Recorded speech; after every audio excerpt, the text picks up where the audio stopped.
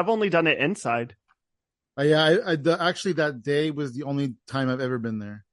Oh wow. My first time there. Yeah, it was cool because Athena was on the first show Hmm. and I was on the second show, and then Patrick posted that he needed help, just getting the comics kind of gathered and stuff. And Yeah. so I'm like, I'm gonna be there, Yeah. and so I offered to help and stuff, and he paid me $20, which was nice. And then it was cool because the best part about it was every single comic that was there kind of had to interact with me. So like I Hmm. kind of got to like talk to everybody and see everybody real quick and everything. Yep. And then like you're one of the people that I knew online that I never met, and also Gary Hughes. Yeah. There's Hmm. a person who I never met before that I knew from the internet, from Zooms. Yeah. So that was It, crazy. it was nice because it's like, yeah, that we've never in our history had a situation where it's like, oh no, I know this person. I've like done comedy with them, never met them face to face. Yeah, and then like for Gary, like we would just hang out for hours and hours because I would host Zoom hangouts, he would host Zoom hangouts and everything, and that was a Yeah. big thing during the pandemic, and so we would just be just hanging out for so long. Yeah. So Yeah, much fun. yeah, I got to do definitely. one of the live Who Wrote This shit shows. They did it live. Yeah, they did it live. They did like a little mini tour and they came to Sacramento, did the Stab Theater, which is like a 30-40 seat Yeah, theater. I just performed there. Jess Roberts does a Yeah. monthly show called No Boys Allowed, You were on that one? and once a Yes. year she does the mail show. Yeah, I was on Yep. the mail show. Me too. I was last year I did it and it was Nice. yeah. I got catcalled so much during it. It was so fun. I loved Oh, it. they were telling me to put my clothes back on. No, I'm just kidding. That was actually David Thorne. David Thorne took his shirt off, and we were like, "Put it back on." They No. censored him. Oh, they censored him No. on the Twitch stream, and also after his set, Jess went back on stage, and she's like, "Wow, I didn't think we'd see titties tonight." Oh my God. It was a good time. It was definitely a good time. Okay, now I'm curious. Like, when you say they censored him, do you mean like as a joke that like Yeah, I Jesse? believe on Okay. the stream they put Okay. the Stab Comedy Theater logo over his body. Oh, I thought Oh it was my just over God. Just over his Yep. upper body. Yeah, over his upper body. Yeah, yeah. Jesse is like such a genius at that, like the streaming side of it. I'm like, I love working with that guy. He is so And funny. I love that they have that big screen in the lobby area, and you can watch the stream as it's Yep. happening. So like you can go and read the comments and see how many people are watching and all this stuff, and it's all right there. Yep. I was a little bit embarrassed because when it first started and I saw the screen up, I was like, oh, let me go follow them on Twitch, right? And the whole room chimed, and I was like, I'm sorry, that was me. No. Yeah. That is so fun. I like to do my set and then walk out and see if there were any comments like, "Oh, he's so funny. What's his Instagram?" Like Yeah, I'm so I didn't think cocky. about that. I didn't think about that until later on. And I was like, oh, the comments. I should have looked at my comments. One And of thank God I my didn't. one of my best, I did like a lip sync battle there and like it did the advertisement through half of my lip sync. So like I started and like the first 15 20 seconds play and then it does a minute 30 ad and then you just see the final 15 seconds. I'm like, everybody watching just saw the weirdest lip sync that the start and finish were not funny and the middle is where it was all funny. I was like, yeah, they probably think that was the saddest lip sync. Oh, wow. That's crazy. I didn't even realize that they have ads and stuff during people's sets. Yeah, it's so funny. And Wow. it's so random. He doesn't choose when they air. It just like automatically throws it up. And then yeah, wherever it's at, it doesn't come back to it. It doesn't like rewind and show what you missed. It just picks right back up. Yeah. It would be neat, though, if you could, like, if they say, all right, you have to have 4 ads, right? And so then you can kind of strategically, okay, we'll do it between comics and then we'll just won't have anybody up at that time or whatever. That'd be neat. But Yeah, yeah. and he could even do something for like the live studio audience, like all right, commercial break, and then act out a fake commercial or something, and then when it comes back, Oh, everybody's yeah. just had it. But That yeah, would I be don't cool. think I don't think they even give him like a warning, No, like hey, probably in two not. minutes. Like if they Yeah. did, I feel like yeah, that'd be he would know to do something like that by then. Yeah, like you said, he's really good with the stream. Or So do yeah. picture in picture. Ooh, picture in picture Yes, with the comedy show at the bottom of the screen. that'd Hell be so yeah. cool. Hell yeah. That'd be awesome. Ladies and gentlemen, welcome to the Hypothetical Comedy Podcast. I am Funky Sam Medina, And I am Athena Rodriguez. and we're here with comedian Drew Shafer. What's up, Drew? Hey guys, thanks for having me. Hell yeah, good to meet you. Well, good to meet you. Good to finally meet you a few days ago in person. Yeah, we were pandemic friends, pandemic pals. And then, yeah, finally I was like, oh, I know that face. I've never seen the body. I've just seen, just Same thing. I this saw the same thing. I was much. like, wait a minute, I know you. You Yep. weren't like Gary though. Gary Hughes was super creepy. He was standing right behind me with a huge smile on his face. So I turned around. I'm like, "What? Oh, that's Gary." Okay. Hey, Yeah. speaking of smiles, so I met you, and I was like, "Oh man, Drew was so happy to meet me. He has big old smile on his face, you know." And then you went on stage and you talked about how you smile no matter what. Yeah. I just have So an overbite. So I don't have enough upper lip. I know I maybe light's too bright. I'm going to turn it down because I look like a ghost, but I don't have any upper lip, as you can tell. I'm like looking at myself. I'm like, I look bad. You're it's good though. I really enjoyed the material about that. That was fun. Thank Even you. though I was going, oh, I thought he was happy to meet me. Yeah. The funniest part, so I don't love to like road trip with other comics. I'm very like socially anxious person, so like I don't want the pressure before a show to be like on it. But I did a trip from Sacramento to Napa with Robert Emoto, one of my favorites. And on the way back, he's like, dude, like you can get away with so much on stage because you're so likable because you're smiling all the time. And I was like, I'm not smiling. I just have an overbite. And he laughed for like 30 seconds. He's like, you need to tell people that because the entire time you're on stage, people are like, this guy's really happy. And I'm like, I'm not. I'm not. My new one, I love it. I thought of it at the Alameda Comedy Club. I was like, I have a face. If you see me on the Golden Gate Bridge, you're not worried whatsoever. You're like, wow, he really enjoys the beauty and mystique of the Golden Gate Bridge. Like that guy ain't jumping.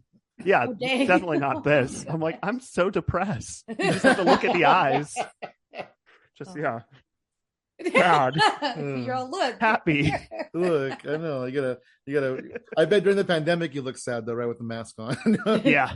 The number of people who approached me thinking I worked at stores when I had a mask on, way lower.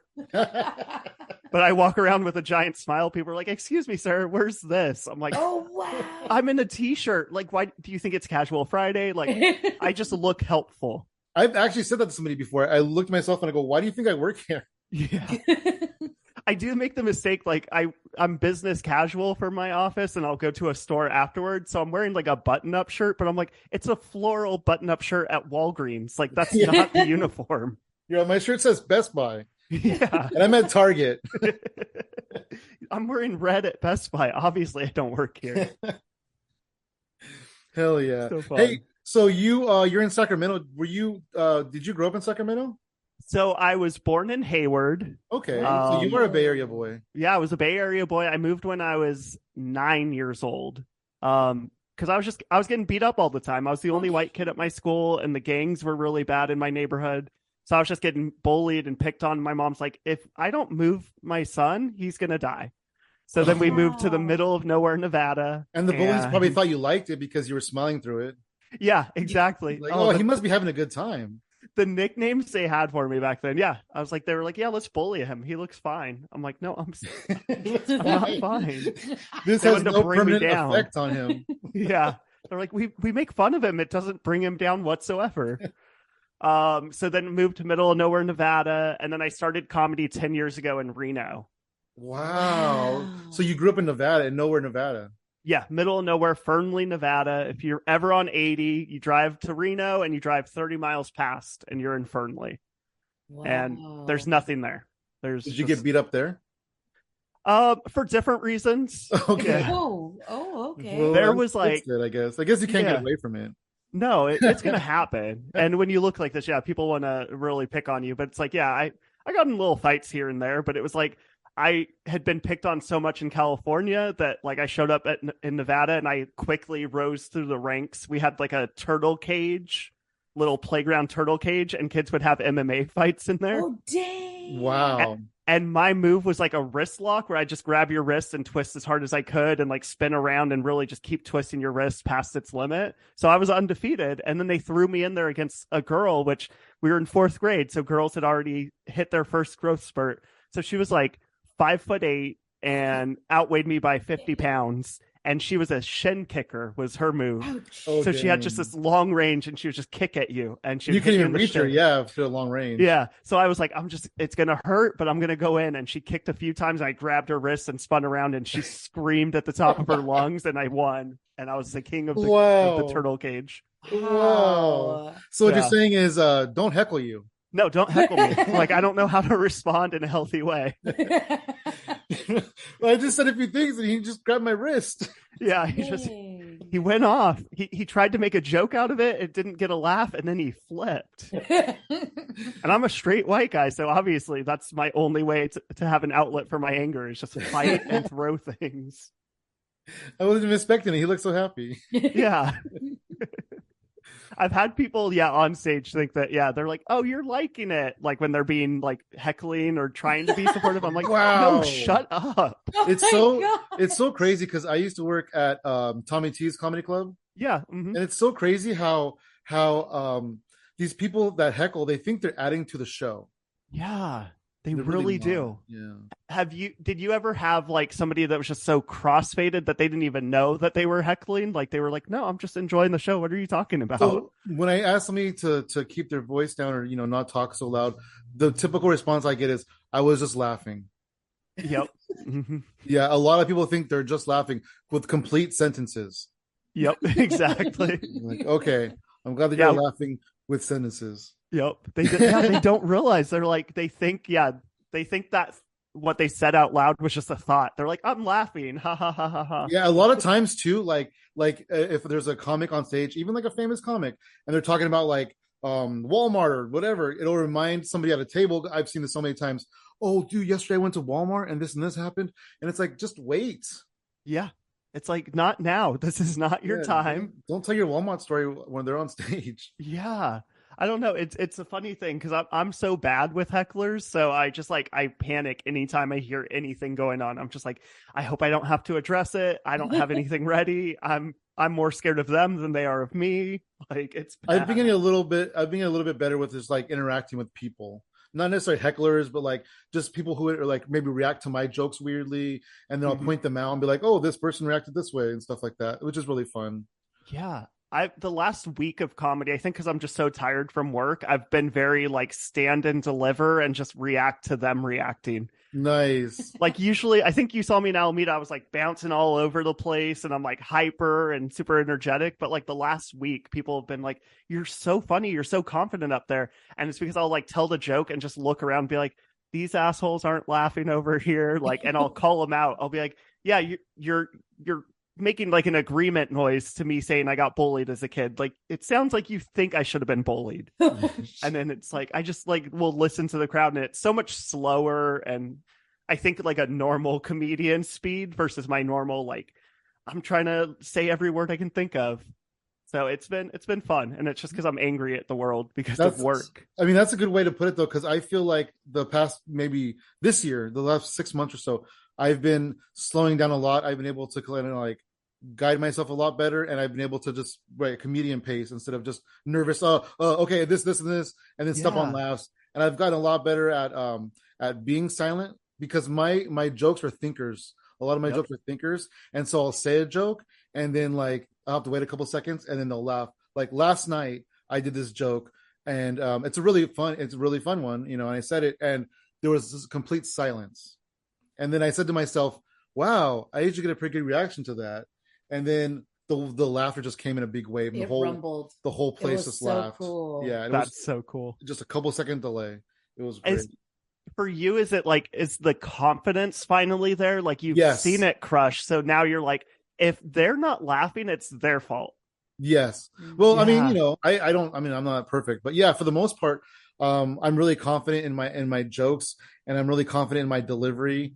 And I wasn't before. I really wasn't, and I am now. And it's such a different feeling, and it feels great. She's actually she's caught me on stage where I'll say something, and then I'll let it. What I do is I pause and I let the anticipation build, and then I'll hit the punch, and the place will erupt, and I'll just smile. I'll just have a smile on my face, And it's so cute because it's like you can see that smirk, that kind of smile where he's like, all right, I got him. Like, and I love that. I love seeing him do that on I'm stage like, and have that feeling, because I know that right after that, it's just like he's just gonna have so much fun with it. Yep. It yeah, is it's such a difference when you get those moments. It really is. So yeah, that's how you know, okay, this is my night. This is my night versus yeah. sometimes you're like, "Oh, this is work. This is And why I, they're paying me for this." and I feel like for myself, in the last 6 months or so, the anxiety that I would have on stage has subsided, and to where I'm thinking with a lot more clear head now on stage because Yeah. the anxiety is not there, and that's one less thing I have to worry about. Yeah, it's something where like did you ever have people be like, "You seem so confident up there. You seem so calm." Like, do you deliver that way where like on the inside you were like, "Oh my God, I'm dying. I'm dying." Yes, Yeah. Yeah. yes, absolutely. Like there's times where like I would even tell her like I was panicking on stage, and she's like, "You look fine." Yeah. Well, I wasn't. Yeah. I always Acknowledge that I was scared.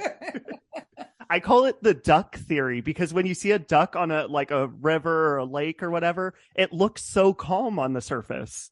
But then like under the water, it's paddling like hell to stay afloat and move around, but you're like, "Oh, it's so calm and serene." But under the surface, full freak out every single time. Yeah, but it's weird because I think that's just my personality. Because like Same. I can go through a huge like anxiety, like I'm so scared and everything, but like I don't show it like physically. Yeah. It's That's all just like impressive. it's internal. Yeah, I have just a little ticks that pop up, and then yeah, for like at Alameda Comedy Club, it's like I'll like dance or move around too much if I'm like too amped up. And so lately, it's like last night I did a show where the stage was like a milk carton sort of thing or Oh, whatever, like wow. literally just one. And I was like, okay, well, I can't have anxiety tonight because if I take a half step either direction, I'm falling off of this thing. And it was just such a like different set where it just was delivered like, all right, here's me not having any anxiety ever. I had a good childhood and it went all right. But yeah, I was like, I need some movement just to Yeah. like, I don't know, like a Stage what do they call matters. yeah, like a little stem. That's what the kids are calling it these days, a little Mm. stem for myself. Like, oh, anxiety, I need to act out in some way. Yeah, And yeah, no, it's true. Pacing. I because I yeah, I'm a big pacer. yep. Before my set though, I try to keep it off stage. Zoom really helped me as far as that goes because I was always a fidgeter. I would always fidget with the mic cord. You know, I would kind of pace around a little bit. But Zoom taught me because there's no mic cord. There's no mic in my hand when I'm doing Zoom, and also I have to stay in the frame, so I can't Mm-hmm. really move around. So Zoom taught me to stay in the pocket essentially. Yeah. I did like two actual comedy shows on Zoom. Like I know a lot of people were getting invited every week. I just was never getting invited to do them, and I was like, I'm actually okay with it because I'm so Nice. bad at it. Oh Oh man, I wow. was doing like two a night. Like we were doing so Yeah. many. We were running shows. Like I wish I knew you back then because yeah, we could have had you on some more stuff. It was good. It I was fun. I feel like every time I did it, something went wrong. Like one of the times I had That's the like best part. such a good set, I was crushing it, and 30 seconds into it, I finally got like the private message that popped up was like, "Hey, nobody can hear you." You're You're muted. muted. Yeah, That's like one of they're the like trying to tell best. me, but you know how Zoom is. Like you Yeah. can't fully hear. And I was like, oh, people are laughing, people are like responding, but it's still me talking. And then yeah, DM, hey, nobody can hear you. I was like, oh my God. That shows your Zoom inexperience. Yeah. And it's like otherwise, I mean, the game shows over Zoom, like still the Yeah. The most fun. best. The I best. The best. I adored that. Like that was the thing, and I would watch so many of them too. But yeah, the shows themselves, yeah, I did too, and neither one went well. So I was just like, I'm glad nobody wants me to come to their party. That's really what it felt like. I was like, all right, like there were a couple periods during the pandemic where like I would text myself because I hadn't gotten a text from anybody for like a week just to be like, oh, is my phone just not working? And then the text would come in so quick, like aggressively quick, like, nope, your phone works. Yes. I'll be like, oh, so just nobody's texting, nobody's asking me on shows now that I'm out of the, I'm not a Zoom comedian. So it was interesting. Does my phone not work? Yeah, I legitimately was like, Verizon, you're letting me down here. And then yeah, it would come through instantly. And I would be like, oh, nope, not the phone. Hell yeah. So you said that you started comedy about 10 years ago in Reno. Yeah. How did you discover and kind of fall in love with comedy? So here's the part where people need to get their tissues and and get ready to be sad. So Oh. the reason I actually started stand-up comedy is 10 years ago, my brother was dying of cancer.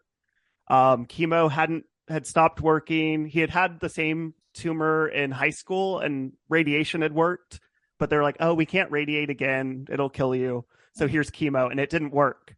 So he had all these like bucket list things he wanted to do. And one of them was just like a poker night in Reno. So we went to a casino, we were hanging out, and one of our friends who came with us was like, hey, I got to bail early. I'm doing a comedy open mic. And like my brother and I both like Comedy Central was on TV 24/7. It was like that or ESPN, back and forth, back and forth. And like in third grade, I had tried out as a stand-up comedian for a talent show. Oh Didn't make it wow. in. Wait, They didn't pass me. do you remember any of your third grade jokes?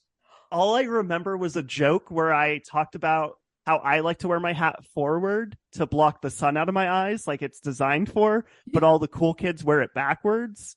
So I'm like, how do I be cool but also block the sun out of my eyes? And then I had like stacked two hats together and glued them together, and I was like, voila! And I put on the hat with a forward bill and a backwards bill. I was like Carrot Top. Yeah, you're the original Carrot Top. I was the original Carrot Top. I thought it was the funniest thing ever. And they literally had 25 slots. 26 of us auditioned, and I was the one who didn't make the cut. Wow. And they had 6 different groups who danced to Bye Bye Bye by NSYNC. Oh my goodness. I'm like, you could cut one of them. It's the same dance moves. We all saw the music video.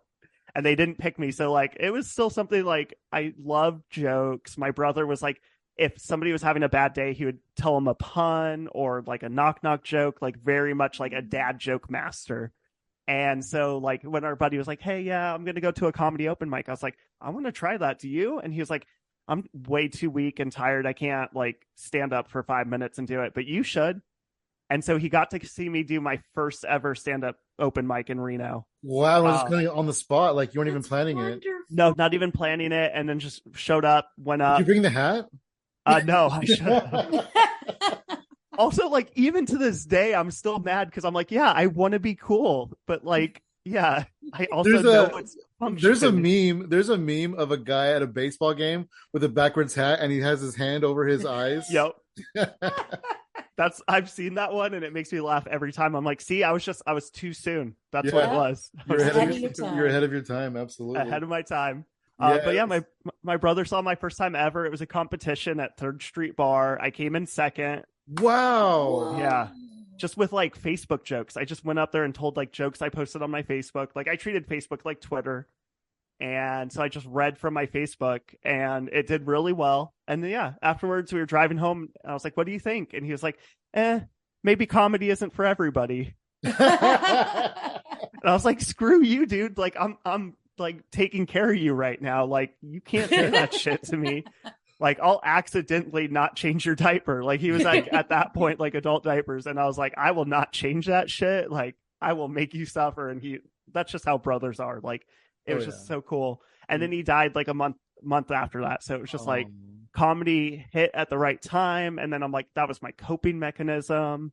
And the week after he passed away was the first time I won the competition at Third Street Bar. Oh, and I'm like, I don't wow. know if it was pity or not, but also I had a really good new bit I tried that night. So I don't know.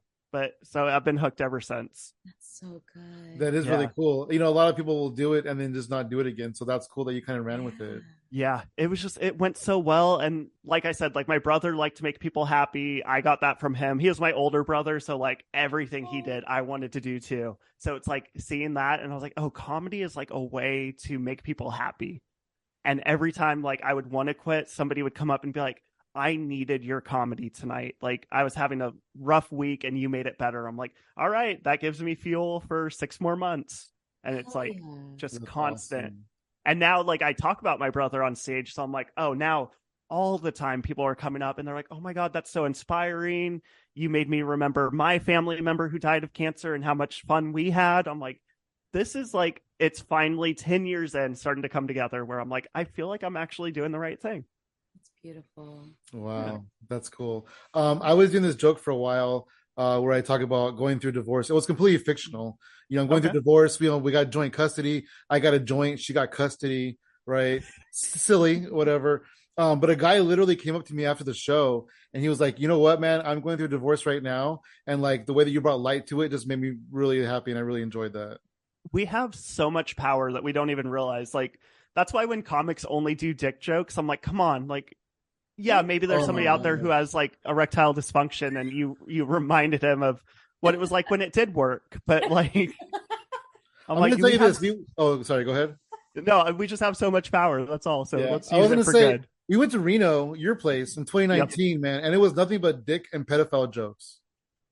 Yeah, It that's was a lot. literally We were so it's surprised because there was like, it's peppered into a lot of comedy communities, but we were just surprised the frequency of them.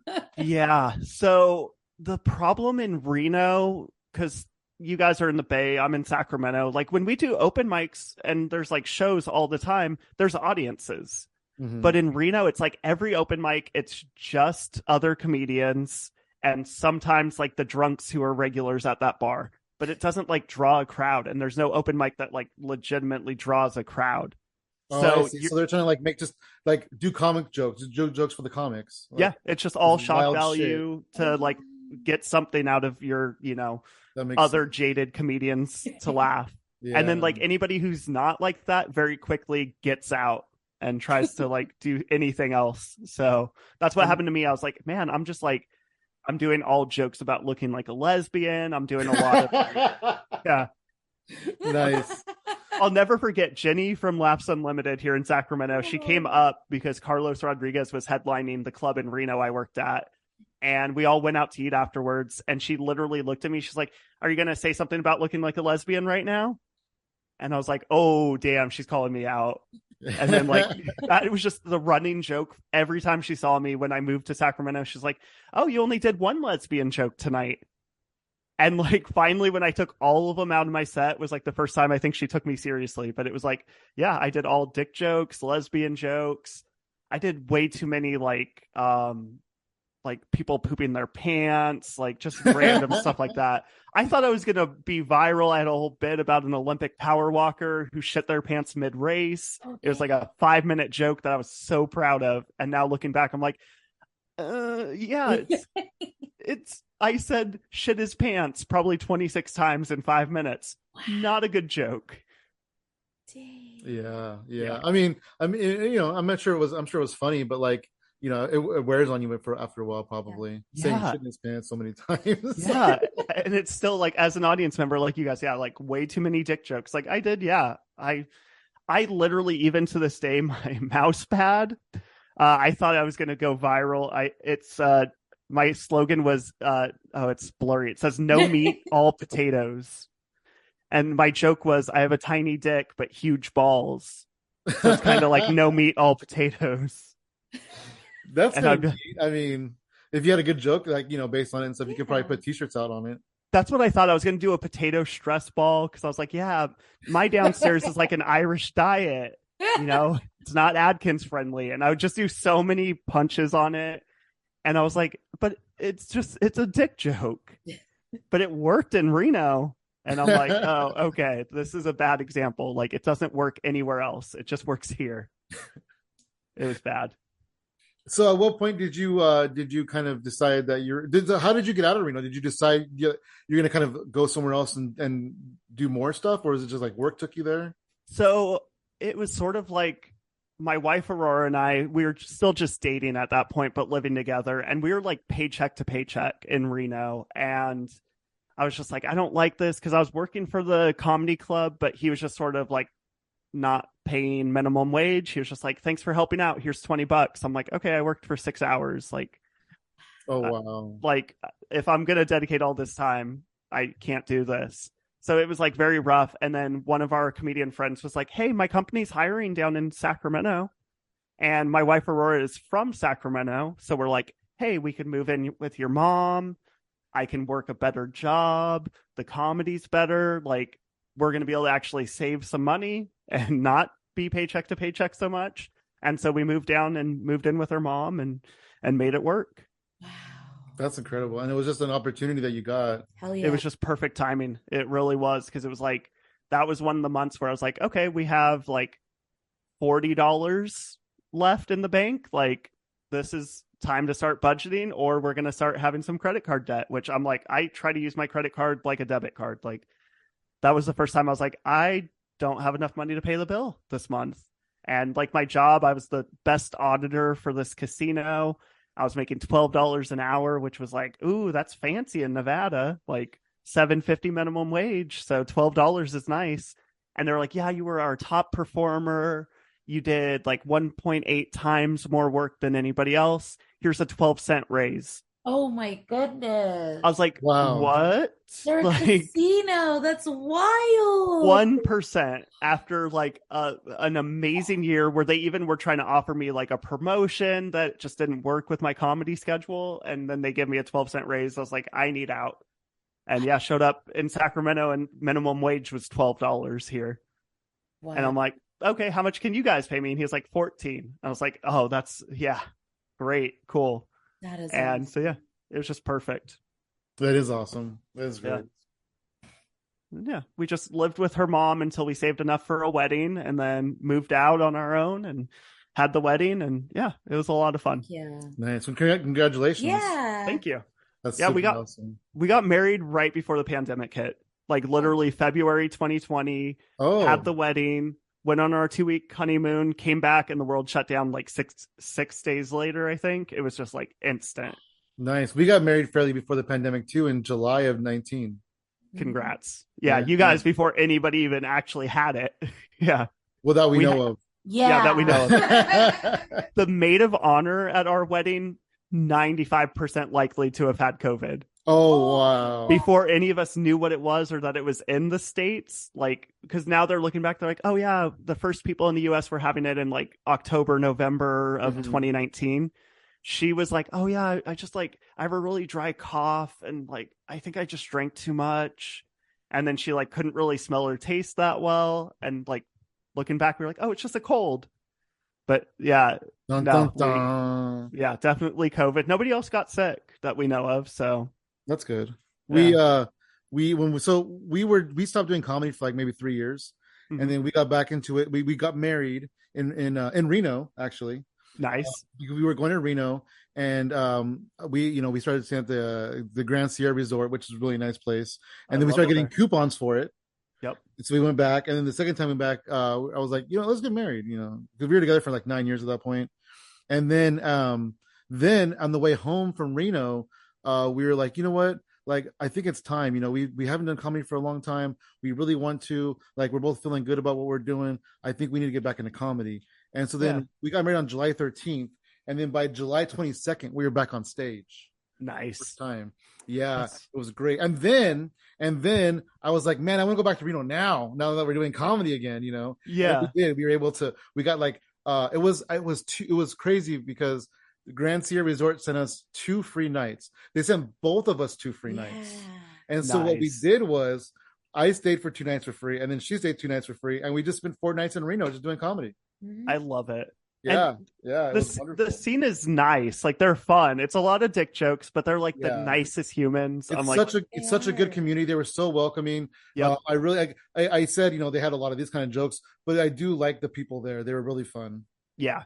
And I'm like, I don't blame them for their comedy. I blame the environment there. Yeah. It's like, all of us did that. That's how I started in comedy. Like, looking back at my sets early on, I'm like, it was all dick jokes because that's the only way anybody paid attention. Right. Like, right. it was just a product of the environment. So it's You like, kinda yeah, get people's attention. You're right. yeah, I'm like, everybody does it. And then once you give them chances and enough chances to have good crowds, then they morph and they change into who they actually want to be. Mhm. And so it's nice. And it's like, yeah, there were 1 or 2 open mics when I was there that you could experiment with like actual jokes.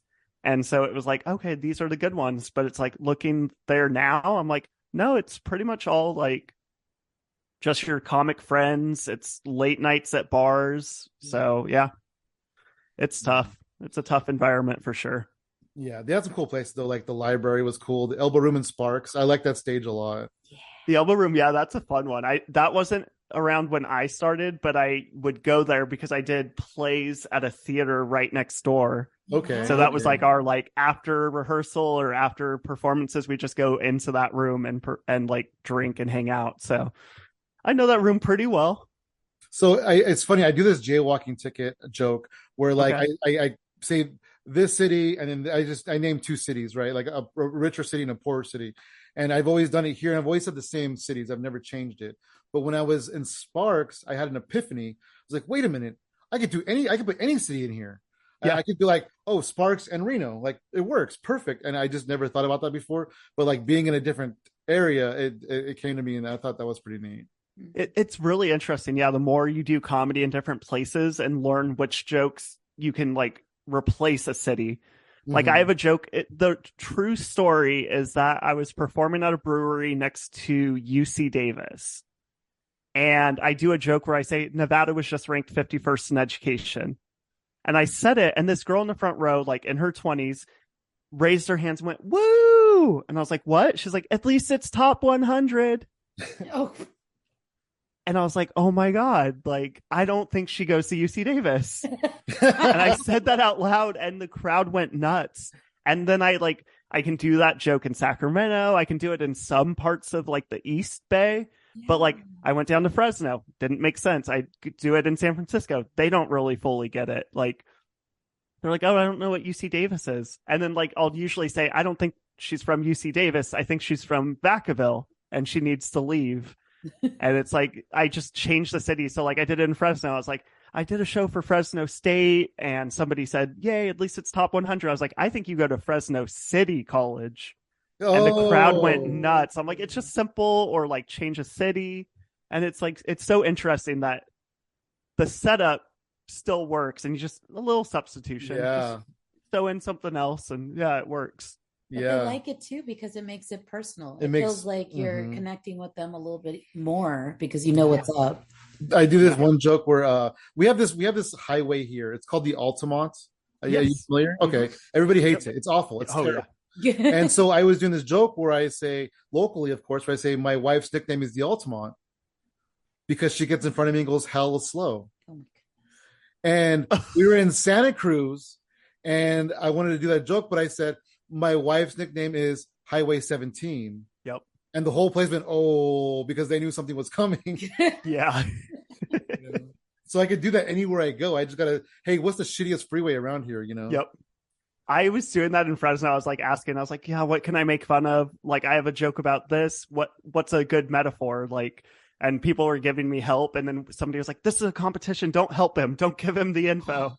Oh, damn. That's funny. It's funny. Yeah. It's like you can substitute things and sometimes you have to address like the city itself. Like Aurora was doing the San Francisco International Comedy Competition and they do shows in Orinda.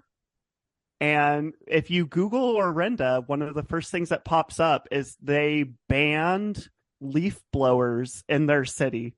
Oh, dang. Because it's like a retirement community. All the people who made their billions in the Bay and move out there. Too loud.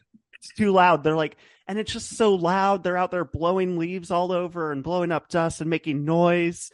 We don't need that in our city. And because it's all old people there, they just passed turn your hearing along. aids down.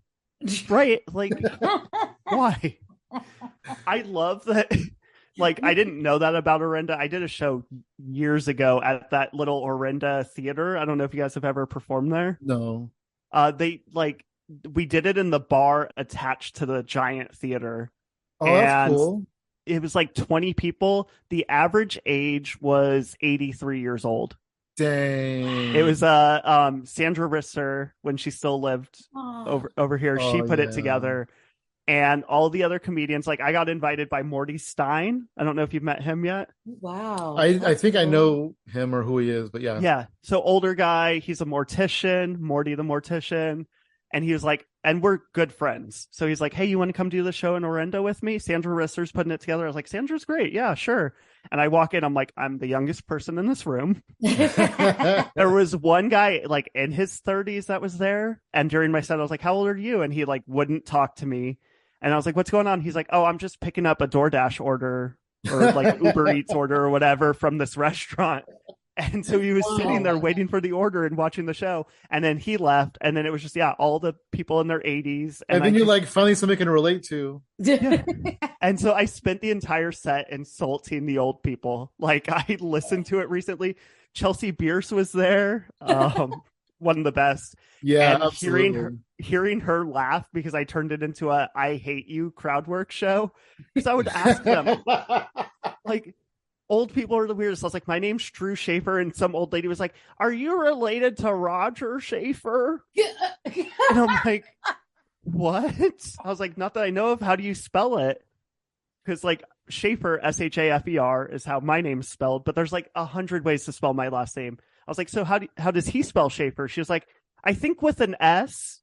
I'm like, what did you think I was confused about? Like, I literally was like, I died and I'm in hell. This is purgatory. This is hell. Like, there's no way this is real right now. And you could just hear me slowly having a mental breakdown and Chelsea's laugh in the background as I kept cussing them out and saying, this is bullshit. Like, I did like 25 minutes. I was scheduled for 25 minutes. It was brutal. And I was just like making fun of all the movies they watch because there were like old like Humphrey Bogart movie posters in the background. I was thinking Casablanca too when you said that. Yeah, and I was just like, making fun of everything. I've never seen any of the movies. I was like making up stuff that happened in the movies. I was like, you guys are old, you don't remember. Oh, dang. Oh my gosh, does this exist? Can I see this somewhere?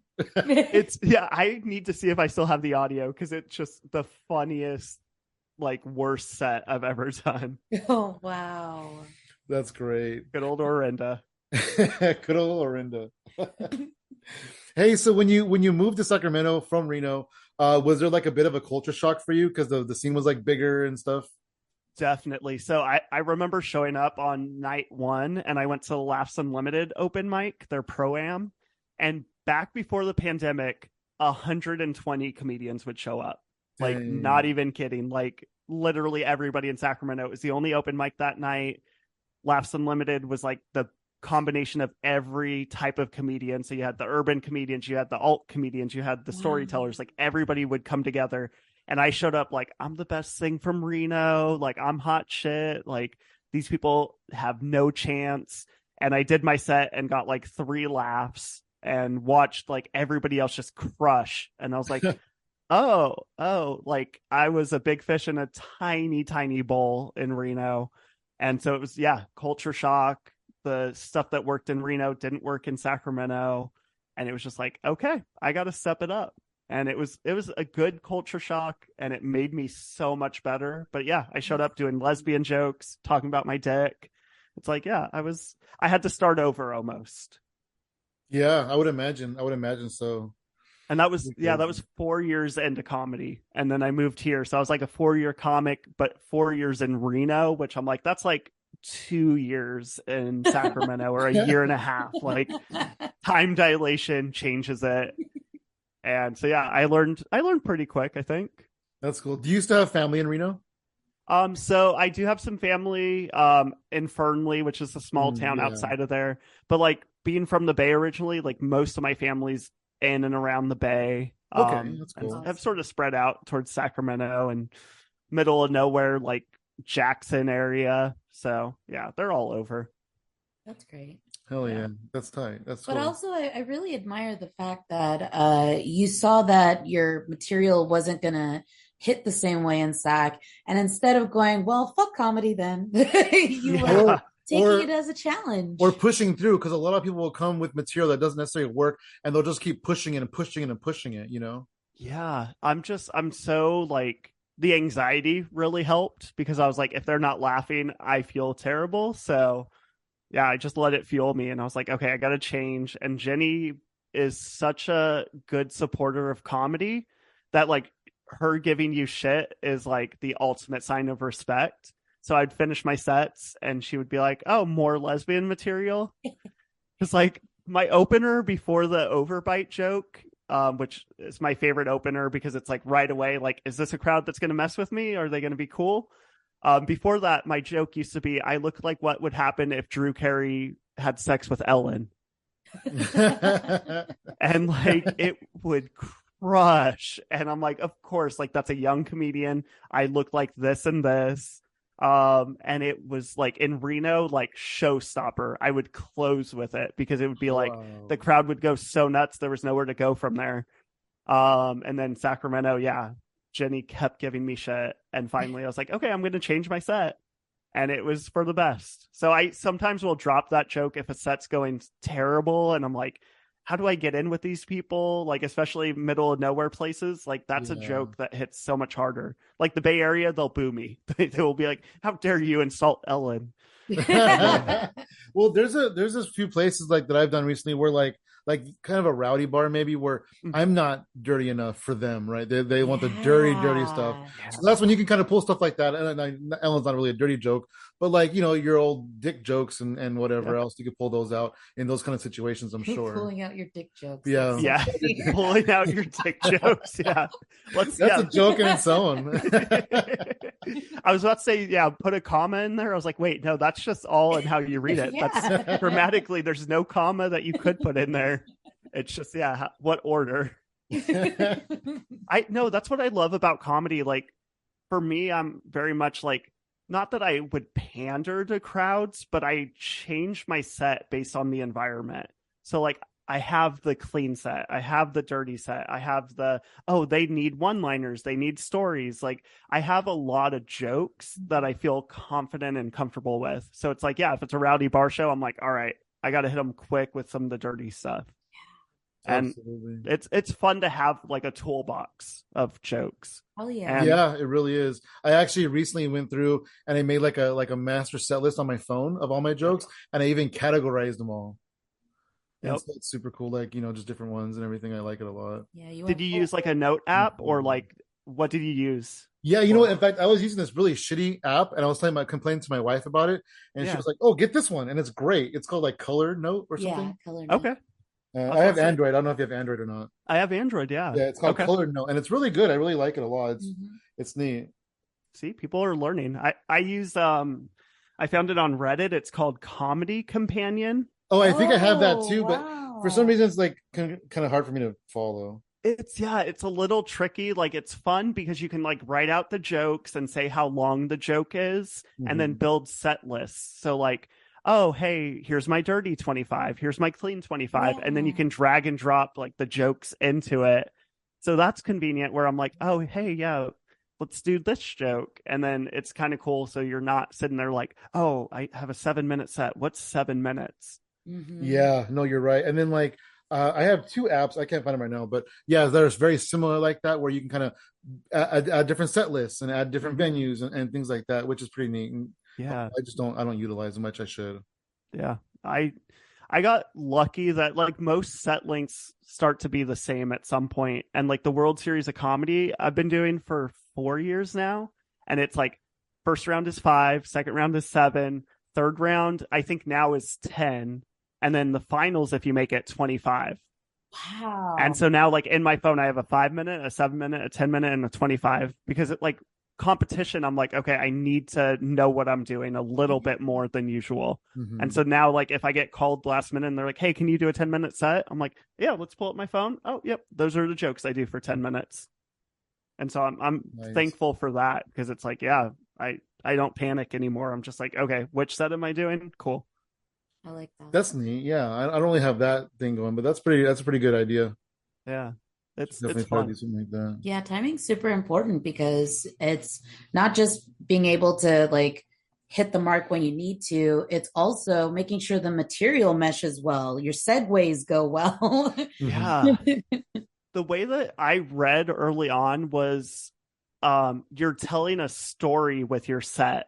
And when I first read that, I was like, I'm not a storyteller, I'm a one-liner. And then they were like, no, like you walk on stage and you're communicating a few ideas about yourself or your life or whatever. So you're telling a story. So now, like when I build my set, I'm like, okay, my set tonight is going to be religious, awkward at sex, and closer joke, which now my closer joke is always about being a waiter, and it's a big story that like blew up online. So I'm like, okay, I always end with that, but I'm like, okay, what am I communicating to the crowd? I'm communicating this and this about me, and what jokes tell that story the best. Yeah. I like that. Because like a lot of people, like I said, do these horrible jokes about horrible things, and I'm just in like I'll see them on. We watch Kill Tony a lot, and so we Yeah. see people talk about like child stuff that you don't want to hear about, and then I'm Mhm. like, how does this person just sit down and think about like that's what's on their mind, like Yeah. that's what they're thinking. Like I'm over here thinking about like, oh, I work from home and this, right? Because that's what I do, and I feel Yeah. like what you see on stage kind of represents you. It does. Yeah. And I think especially comedy nowadays, AI can write a joke. So it's like, what do you do different than just writing a joke? And it's like, you reveal something about human nature. You reveal something about yourself. You're vulnerable, like something, even if you're like a one-liner comedian, like let that reveal something about you as a person or something people can relate to. And I'm noticing more and more audiences are drawn to that. The comedians that are blowing up on Netflix and TikTok have more of that. And I'm like, okay, I think that's where we're going, where it's like in the old days, hey, knock knock jokes for 45 minutes, we'll listen.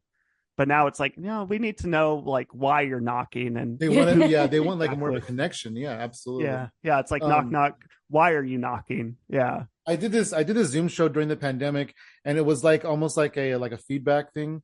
And one of the more experienced comics told me that I had a unique style of hybrid between a one-liner and storytelling, because I tell stories with my one-liners. So it's kind of like what you were saying in your situation. So I feel like maybe we're similar that way. That's what I thought I remembered about your set, that it's still like it's a structured one-liner set. And that's like, there's a lot of young comics here in Sacramento that are really good at one-liners right now, but it's so disjointed. That's like, as an audience, like you need some sort of cohesion, like something. Yeah. Like there's some one-liner comedians from the old days, like Geechee Guy. I don't know if you've ever heard of him or seen him. No. World record for most jokes told in 1 hour. Wow. Like 800 jokes or something like that. And yeah, it was like, it had to get a laugh for it to count as a joke. And it's like, he's just straight one-liners, but even he like has chunks where he's like, okay, to start with, I'm going to do my Reno jokes. I'm going to do my whatever jokes. And he has like a set list and it's chunked by topic. So the crowd will hear something. That's how I do it too. Yeah, you have to, because it's like, then you're also not having to reset the room or reset the context every single time. It's like, okay, here are one-liners about being divorced. Okay, I don't have to keep starting every joke with "I'm divorced" because you told them. Yeah, and just like if I go into my married jokes, then I'll know to hit all my marks, and then I can move on to my food jokes or my cat jokes or whatever. Yeah, the science behind it is so interesting, because people think we're just up there goofing off, but it's like, no, there is some serious like science to a good set. Yeah, absolutely. I like that. That's awesome. And then you really know what you're doing, because like you said, you've been doing it for like 10 years, and we have too. We've been doing a little over 10 years. And so I feel like the psychology of comedy is finally like making sense to me in a way where it didn't really before. Yeah, I think, for me 2 years ago was where like it all started to click. Like I had a set where I was doing just sort of one-liners, kind of disjointed, but kind of on topic. And after the show, somebody came up to me and he's like, hey, like, you know how to do a setup and a punchline. Like, you have clever punches. You're good. But your wife, Aurora, she's funny. Oh my gosh. Us too. Like she used to always blow me out of the water. Yeah. And now we're kind of more on the level playing field, because I've gotten a lot better and I've kind of understood it more. But she would always like they would come up just like, oh yeah, you're really good, and then like, oh my god, you were so funny, oh my god. I'm like, oh okay, well I'm here too. But the opposite of that used to happen a lot of the times. Whenever we would go to venues, people would just gravitate towards Sam and assume I was just like, side person, like socially, that I wasn't involved socially. And so they'd be like, oh, hi, Sam. And oh, you're a comic and blah, blah, blah. And then they wouldn't know that I was going up. And when I did, then they'd be like, oh, you're a comic too. And then I was accepted at that point. Yeah. Well, I mean, all offense to Sam, he looks like comedy's his only thing. Okay. He looks like that's his only outlet. You look like you have success in your life and happiness. And yeah, sorry, Sam. You look like this. I mean, this is your last you have hope. A smile on your face when you say that, it's okay. I don't mind. I wish it was video so they could see that I'm smiling and not so angry. I mean, you might come across as an asshole on the podcast because they can't see you, but that's Oh all right. man. It's funny though, because I have the opposite where Aurora and I walk into venues and Aurora is so confident and like looks like a comedian. Where like where were we? We were like at a hotel recently and somebody walked past us and she's like, "Oh my God, are you famous?" And Aurora's like, "I'm a comedian." She's like, I could just tell by your energy. And then I was just standing Wow, that's behind Aurora cool. off to the side and nobody talked to me at all. And I was like, yep, she's the star. And I look like I do her taxes. So Who's this it's, creepy guy following you though? yeah, Why is he smiling so much? Sir, can I help you? yeah, Like, What are you so yeah. happy about? Is this guy bothering you, Aurora? He needs to leave. We did, there was a festival in Sacramento, the Sacktown Comedy Get Down, and we did it together last year. And there was like karaoke after the first night of shows. And like at the karaoke night, I was like sort of cuddling with Aurora and like grabbing her ass and just like being flirty and cute, whatever. And one of the guys who was a producer for the whole event came over to her and he's like, "Hey, is Drew bothering you?" And like, she was like, "No, we're married." He's like, "Wait, what?" And he was so blown away. He's like, Wow. "I thought he was just being a creep." Like, I mean, that's common though in comedy. it's so Creepy it's so guys. common. Creepy guys. And like, I get it. I know what I look like. Like, I'm not out here like, "Oh, I'm what? Who would all think that?" I'm smiling like, the whole time. smiling the whole time. I'm a 4. She's an 8 to a 10. Like, I'm like, yeah. There's nobody who believes we're together. It's really funny. That being said, though, that was pretty cool of him to make sure she was okay. Yeah, no, exactly. Because if she wasn't, then she would have gotten help. Yeah. Yeah. I'm like, what a good ally. Because Yeah. dudes in comedy are creepy. And it's like we as dudes, we need to step up because that's why there's not as many female comedians because they show up and then they get like Freaked out. harassed and freaked out. I'm like, I wouldn't go either. Like that No Boys Allowed show, like some of that treatment, like ha ha ha, we got catcalled for a little bit, but it's like it's real. Like that happens to women when they're just trying to tell a joke. Mm-hmm. And I'm like, yeah, as dudes, we don't have to deal with it. Nobody's like, pull out your dick. Like nobody ever says that. Even when I make jokes where I'm like, my dick's really small, nobody's like, prove it. Like they don't. I'm gonna say that next time, I think. Yeah. Oh my goodness. I'm like trying to set it up. I'm trying. I just want somebody to say it. So when it happens, I'm like, they asked me to. It wasn't unsolicited. It was by request, I swear. Yeah. Because they always complain about unsolicited dick pics, but solicited. I want to get this, be the first ever solicited dick pic. Do people ever ask you if you guys do comedy together? Yeah. All What's the your time. response to that usually? I say no because we want to stay together. Nice. My response is yes, we do, but individually.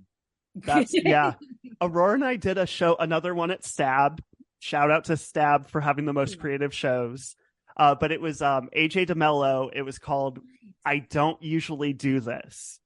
And every comedian went out and did like 5 minutes of their normal type of comedy and then 5 minutes of any other type of style. So like you could be an alt comic or a prop comic or whatever, a character. And when Aurora went up there, she did her set and then she's like, I don't usually do this, but Drew, come up on stage. Let's do comedy together. Oh, wow. And we told a story about the first time I ever flew was with Aurora to Denver when we first started dating. And it was when Colorado was the only place where weed was legal to just buy recreationally. So, of course, we did it. And it was just all the fun adventures because, you know, religious me, I was like, oh, no, like God's going to get me, like freaking out. And then I ate one edible because I can't smoke. I'm very bad lungs and throat. So I did one edible in the hotel room and passed out for like 10 hours. So I was like, oh, we got 10 of these to eat in 2 days. Like, we're going to take it on the plane. And so then, yeah, it's a whole story. It's really funny. I'm trying to get it to like be TikTok ready. But yeah, it went so well. And people were like, you guys need to keep doing that. And I was like, damn it. Wow, that's cool. And it was just natural. It was just like, oh, I'll tell this side of the story. You tell your side of the story. Cause we split up when we got through TSA with weed because she had the weed and I didn't. But I didn't have my ID because I lost it. So I was like, they're going to like check every inch of my bag. So I was like, you take it. And so, yeah, she tells her side of the story because she had the weed and then they had a dog sniffing everybody as we were walking through. Oh. So I'm like, I'm fine. Hi, doggy. And then I turned to look for Aurora and she had bolted out of line away from the dog. And yeah, so then she tells her side, I tell my side, and it was really great. funny. That is really awesome. But I'm like, yeah, what else could we do up there? Like, Yeah. And then also I tell people that most places aren't set up for that. they're not. Yeah. So I mean, I don't want to be that guy where like, okay, well, can you pull out another microphone and another mic stand out of your butt, please, and then connect it for me? Thanks. Yeah. It's so tough. And it's like any other situation, like I know like Natasha Leggero and Moshe Kasher, they did like crowd work and Q&A after they each did an individual thing. And we're like, yeah, we could do that. But like the problem is like we're so competitive. Like, do you guys have that where you'd be like, no, I want to be the funny one right now? No, I don't think so. No? I think we're both kind of equal, share it. Yeah. Damn. No, we are so competitive. Like maybe we would in the beginning. Maybe in the beginning when we first started out, we were kind of like, oh, you got that gig? I wanted that. Yeah, I kind of like she got a lot more gigs than I did at first. So yeah. No, Aurora and I are competitive. Like we almost broke up 4 or 5 years ago. Because we did a competition and I was a diva. I was an asshole. Like I had to follow a comedian who bombed the entire time. And so then my set, like I thought I was a genius. It was still that like cocky, like, oh, I'm the best from Reno. So I went out and had like an okay set. But in my head, I was like, oh, that was incredible. I took them from 0 to whatever. And then Aurora followed me and absolutely crushed and advanced to the finals. And I was like such a diva that I was like, yeah, if you had to go after that guy, you wouldn't have advanced. And like, I was such a dick about it because it's like the competition brings out the worst in us. And like looking back, I'm like, no, she fucking crushed. She had a voice. Like in a 3-minute audition, I know now, like, you need to make them think, oh, okay, I want to see more of this person. And my 3-minute set was like just trying to get reactions, get some noise out of them. Like there was no story, no reason for me to be up there for 3 minutes. So I'm like, nobody's watching me and going, oh, I'm interested to hear more from this guy. And I'm like, oh, I wasn't unique whatsoever. But at that time I was like, oh no, it's just because of competition. And we almost broke up like the entire car ride home. Just, yeah, I was in the wrong. And yeah, we talked about it on our podcast. And even then, like the comments on TikTok were like, oh, he's still salty. Oh, he's still like, I'm like, yeah. Maybe a little, but I don't know. Yeah. I think you taking accountability is like pretty cool. I agree with that. And it was tough. But yeah, we're competitive. So I'm like, if we did like the crowd work section of a show, like both of us would be fighting to get the bigger laugh and like stepping in. So it would never be like, hey, let's work together to get a good laugh. It would be like, no, I'm telling the joke here. Like, oh, they said this, I got this. Yeah, see, with us, we have such similar humor styles, I guess, or whatever, that I feel like we complement each other a little bit. Yeah. Yeah. I think that helps. Aurora and I'm starting to see us mesh more. Like for you guys, do you think you like started different and meshed, or have you always sort of been like very similar? Well, we had very similar. So we were both from San Jose. Okay. We had very similar broken homes growing up. Amen. Amen. We actually went to middle school together. And for real? Yeah. Did you like know each other in middle school? We were acquaintances. Okay. Yeah. We weren't really like friends or anything, but we knew who each other were. Okay. And then we came back to each other's lives in our late 20s through Facebook and whatever. But like, I just feel like we had that instant chemistry. And since we had such similar upbringings, we kind of almost had the same mindset. Yeah. Yeah. I think that's what really like more than anything. Yeah. Aurora and I both single moms, dads that were alcoholics, like not around. So I'm like, yeah, like I think that more than anything bonds people together. Yeah, absolutely. Trauma. I could never, I could never be with somebody who has happy relationships with their parents, like happy, healthy. Ugh. Mm-hmm. Like it's always weird to me when they're like, yeah, I'm just going to go hang out at my dad's place. I'm like, ooh, he's not going to be drunk and like talking to the TV. Wait, you like him? Yeah, I'm like, I haven't talked to my dad since pre-pandemic. He could be dead. I don't know. He seems like an anti-vaxxer. I'm like, yeah, I don't even know that about my dad. I'm like, did he get vaccinated? My mom thought it was like the flu shot. She's like, they're going to inject live COVID into me. I'm like, no, this is a completely different vaccine. And I was like, Mom, you smoke 2 packs a day. You and your husband chain smoke. You need something to protect your lungs. And she's like, I don't believe in it. I'm like, okay, I bet my dad's the exact same way. Yeah. So yeah, he could be dead. I don't know. I don't know how long it takes for the county to reach out to the next of kin, but yeah, I haven't heard anything. So who knows? Well, I would think my dad too, because he died before the pandemic, like in 2018. But I know that I would be so stressed out about his dumbass same. because he hated when people put rules on him or restrictions. So yeah, I think he would have stressed me out. He timed it right. Yeah, for sure. Yeah, my mom died in 2012, but I would have worried about her through the pandemic. Not even just because she's a rebellious, just because I would worry about her, Yeah, that's the thing. My mom probably didn't get COVID, but she's like the biggest hermit I've ever met. Like she just goes to work, goes home. She doesn't go outside ever. Like I thought as a kid it was normal to just only go to school and go home. Like I didn't know there were parties. I didn't know there were events. I didn't know people traveled. Like I was like, she's like agoraphobic. So I'm like, yeah, COVID, she was fine. She didn't ever see anybody anywhere. Thrived. That was her best time. Yeah, that was her best time. Yeah, she had no change in her social calendar. Hey, so besides the almost breaking up part, since a lot of people ask us this, I want to ask you, what's it like to be married to a comedian? I think it's good for the most part. I think especially having like a shared goal and mission for our life makes it where we're both understanding of each other. Yeah. It's like when you talk to because our podcast, we do the Love and Comedy podcast, and we interview people where sometimes they like a lot of comedians who are married or dating people that aren't comedians. And we're like, hey, do they understand when you like last minute take a gig 6 hours away and you just go? And a lot of times they're like, they don't really get it. We have to set up like boundaries and like really go over when it's okay and when it's not okay. And I'm like, that's so weird. Cause like for us, it's like Aurora will be like, hey, I just got a text. They need a host in San Francisco. Can I just go tonight? I'm like, yeah, why are you asking? Go. Yeah. And like, so, yeah, there's literally like never arguments over taking gigs. Like the only time there's an argument is if she's like, I'm going to go do a free show in San Francisco. I'm like, get paid. Who's paying for gas? Yeah, like get paid. Like at least get paid.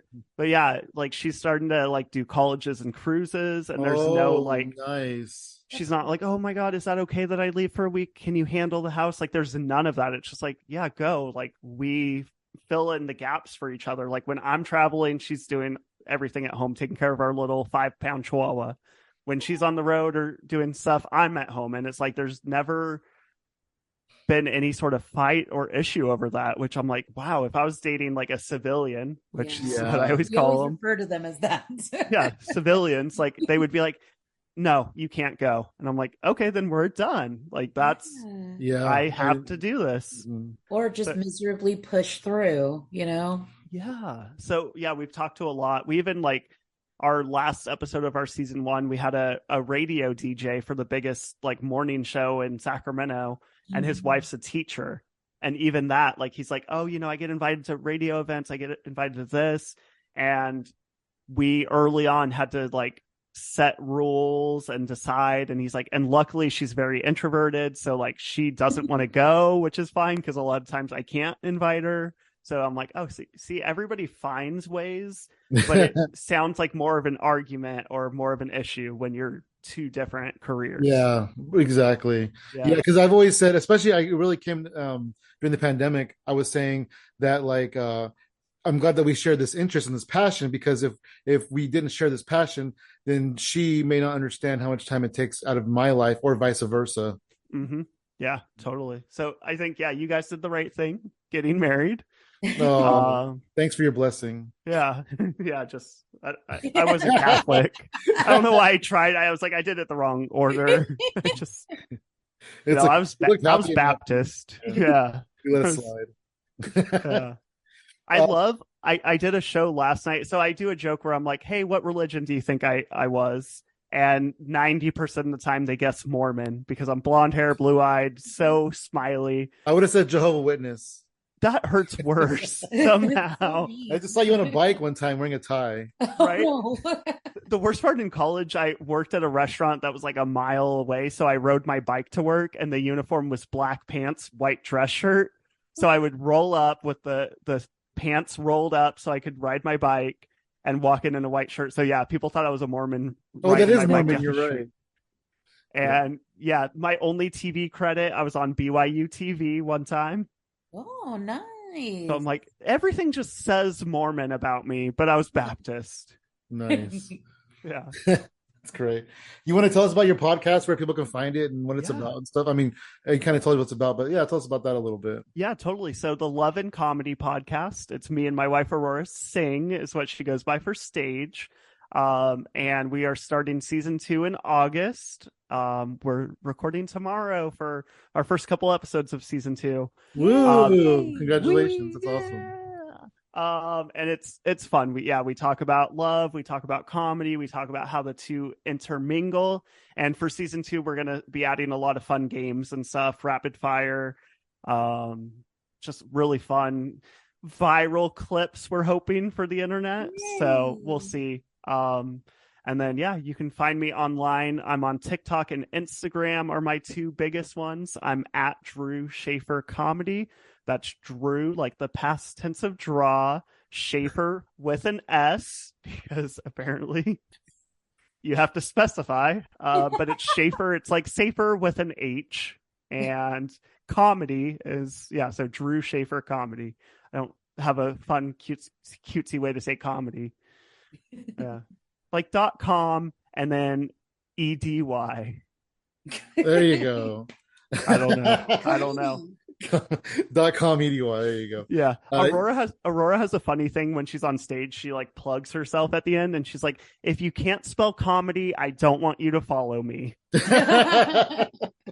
I'm like, that's true. Yeah. Don't let those people be your fans. Yeah, exactly. That's awesome. Hey, well, thank you so much for joining us, Drew. It's been super fun talking to you. Yeah. Thanks for having me, you guys. It was fun. Absolutely. And then you can find me at Funky Sam Medina across the board. And I'm at She Shines For You, all spelled out, no numbers. And everything else at Hypothetical Comedy. Awesome, Drew. Thank you so much. Thanks, guys.